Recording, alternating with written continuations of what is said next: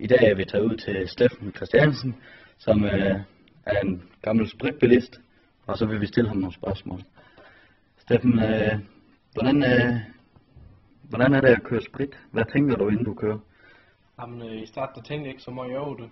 Jeg troede bare, at jeg ikke havde mere sprit i blodet, så jeg gør det bare. Og så blev så stoppet, og så var den så lige over de 0,5 der. Så der blev lige stoppet med 0,6 i blodet. Det gør så heller ikke igen. Da du kørte sprit, kørte du så hasarderet, eller kørte du normalt? Der kørte jeg normalt. Der var faktisk ikke nogen parkeringsplads, så det var ikke meget andet end det. Hvordan vil du mene, at det er muligt, at vi stopper dig, inden du simpelthen sætter dig på knallerten, eller i bilen, eller hvad du gør, inden du kører sprit? Hvordan I gør det, eller hvad? Ja, hvordan kan vi forhindre det, vil du mene? Vil jeg sige det til mig? Ja.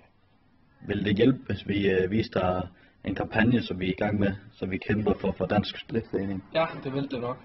Det vil hjælpe meget over. Okay, men hvor tit har du kørt sprit? Det er gået en gang. Og det gør du ikke igen? Nej, eller? det Okay. sgu. Men det var alt for den her gang. Jo, tak for det. Tak skal du have. Tillykke.